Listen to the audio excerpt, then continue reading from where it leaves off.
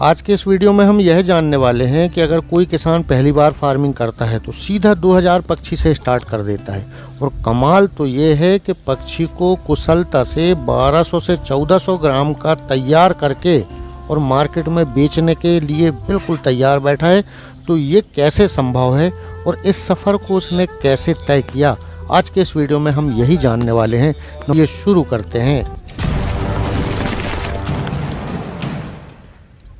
एक दिन मेरे फ़ोन की घंटी बजती है और उधर से आवाज़ आती है कि नमस्कार सर, मैं बैतूल डिस्ट्रिक्ट से बोल रहा हूँ जो कि मध्य प्रदेश में है, मगर मैं पोल्ट्री फार्मिंग करने का सोच रहा हूँ। बहुत दिन से आपके चैनल से जुड़ा हूँ, तो कितने प्रकार की बीमारियाँ होती हैं और उनसे बचाव करते हुए मार्केट में जिस क्वालिटी के पक्षी की डिमांड है उस क्वालिटी का माल मैं तैयार करना चाहता हूँ।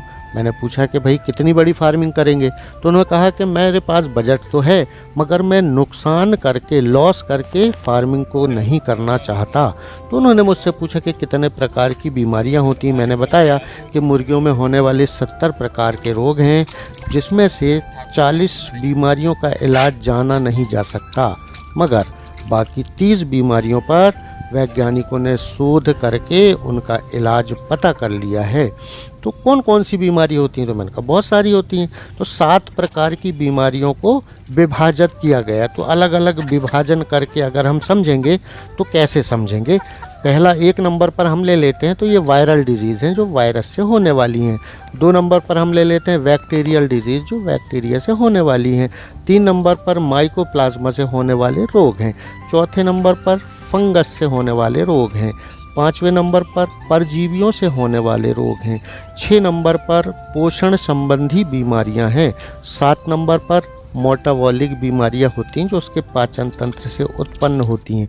तो इतने सारी बीमारियां जैसे और बहुत सारी बीमारियां हैं जिनके बारे में मैंने उनको बताया कि देखिए, आप अगर फार्मिंग स्टार्ट करते हैं तो आपको सारी जानकारी होना चाहिए। आप नए फार्मर अगर रहेंगे और अगर आपको सिर्फ तनाव, स्ट्रेस के कितने कारण होते हैं और पक्षी को फार्म के अंदर स्ट्रेस कितने प्रकार का होता है, उससे भी ना ही आप वेट गेन कर पाएंगे, ना मुर्गी के पंख सलामत रहेंगे, ना आप फार्मिंग में मुनाफा उठा पाएंगे।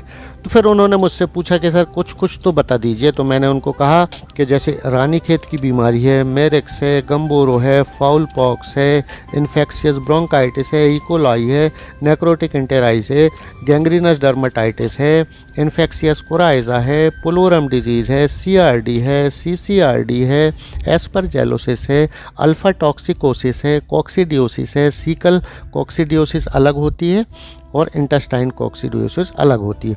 और बहुत सारी विटामिनों की कमी द्वारा होने वाले रोग भी इसमें शामिल होते हैं। आपने देखा होगा कभी कि पैर में यूरिक एसिड जमा हो गया तो गाउट हो गया। विटामिन ए की कमी से क्या होता है, विटामिन ई की कमी से आपने देखा होगा चैनल पे बहुत सारे वीडियो हैं कि गर्दन घूम जाती है। विटामिन डी की कमी से कहाँ होता है, विटामिन D3 फ्री में कैसे मिलता है, विटामिन बी कॉम्प्लेक्स की कमी से होने वाले रोग, बायोटीन जिससे आप देखते हैं कि लीवर शरीर से दुगना बड़ा हो जाता है। ऐसी तमाम बीमारियां मैंने उनको बताया कि ये फार्मिंग में होती हैं। इन सब का आपको इलाज पता होगा तो आप बिना लॉस के भी फार्मिंग कर पाएंगे। तो बोले मुझे तो कुछ नहीं पता। तो फिर मैंने कहा कैसा करें। तो फिर इन्होंने ऑनलाइन ट्रेनिंग के 15वें बैच में अपना रजिस्ट्रेशन कराया, ट्रेनिंग ली, और आज परिणाम आपकी स्क्रीन के सामने है। 2000 पक्षी जिसमें 70% मुर्गा है, 30% मुर्गी है, और इनका वज़न 1200 से 1400 ग्राम है। और यह बैतूल डिस्ट्रिक्ट में मध्य प्रदेश राज्य में यह फार्म स्थित है।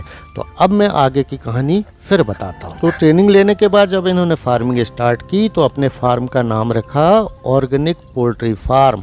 और ये फार्म कहाँ पर स्थित है, सलैया सारणी डिस्ट्रिक्ट बैतूल मध्य प्रदेश में है। इस फार्म के ओनर का नाम है बाबूलाल जी। कॉन्टैक्ट नंबर आपकी स्क्रीन में है।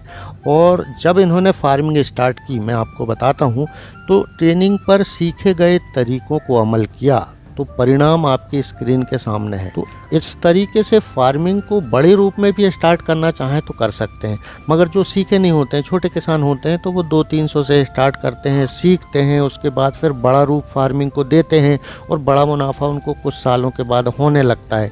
मगर जब सीखे हुए हैं तो कदम ही ऐसे रखें कि सीधे 2000 से स्टार्ट। तो दोस्तों इस प्रकार से फार्मिंग में बाहर और छोटी फार्मिंग को बड़ा करते हैं और सीख कर करते हैं तो पहली बार में ही आप एक साथ जितनी मर्जी चाहे पक्षी पाल सकते हैं और उसको तैयार करके मार्केट में उचित दाम पर बेच सकते हैं। तो दोस्तों यह था आज का वीडियो। अगर आप इस चैनल पर नए हैं तो सब्सक्राइब करके बेल आइकन दबाकर ऑल में कर लीजिएगा। मैं बीमार मुर्गियों के इलाज वाले वीडियो हमेशा बनाया करता हूं। अगली मुलाकात फिर किसी नए टॉपिक के साथ बहुत जल्द होगी।